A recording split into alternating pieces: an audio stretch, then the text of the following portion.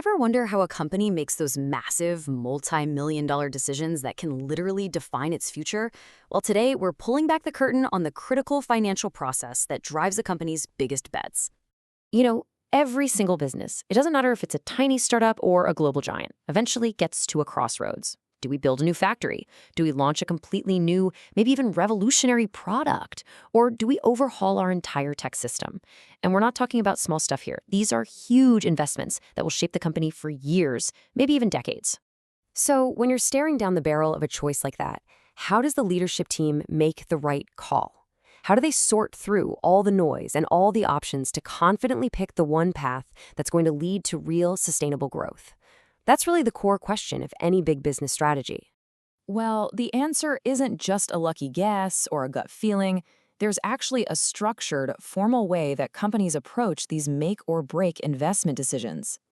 And that process has a name: capital budgeting. You can think of it as the financial playbook that managers use to weigh these major projects, making sure every single dollar they spend is a strategic step toward a much bigger goal. Okay, so capital budgeting, it sounds a little corporate and stuffy, right? Let's break down what this process actually involves. What does it really mean at its heart? Take a look at this definition. A couple of words really jump out. It's a process, meaning it's deliberate, not random, and it's all designed to meet objectives in the long run. So this isn't about just spending money. It's about a careful, thought-out plan that perfectly aligns with where the company wants to be years from now. So if we unpack that, what are we really talking about? Well, first, it's about allocating huge amounts of money. Second, it's about investing in long-term assets, things that will provide value for years and years. It's a very disciplined financial process that's aimed squarely at hitting those future growth targets. And this is the really critical part: it all depends on being able to estimate what your costs and your benefits are going to look like way down the road. All right, so for our first quick recap, just think of capital budgeting as the strategic blueprint for a company's biggest financial moves. It's simply how they decide where to place their big bets to win in the future. So we get what it is, but why does it matter so much? Why is this such a big deal?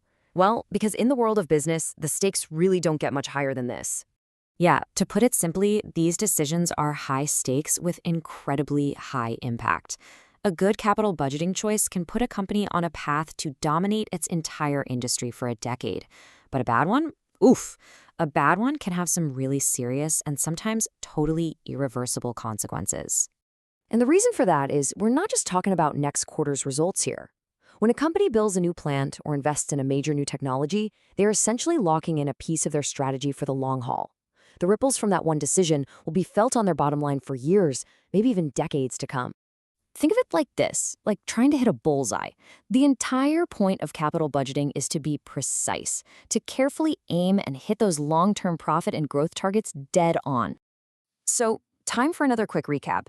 These decisions are absolutely crucial because they involve massive amounts of money, they lock in a company's strategy for years at a time, and they directly determine whether that company is going to grow or fade away. Now, of course, if this was easy, every company would be a runaway success, right? The truth is, financial managers face some really significant challenges when they have to make these kinds of calls. It really boils down to one fundamental problem. You have to predict the future. Trying to forecast what your costs are going to be, what your revenues are going to be, years or even decades from now, well, it's just filled with uncertainty. So let's look at the specific hurdles that make this so darn tough. So these core challenges are all tied to that big question mark of the future. I mean, how much money will a new product really bring in 5 years from now? What will your costs actually look like in a decade? Now, managers do have sophisticated tools to try and fight this uncertainty. They calculate things like a project's net present value or its internal rate of return to model different scenarios. But even with all that math, the long time horizon just makes it incredibly difficult to accurately measure the true costs and benefits over a project's entire life.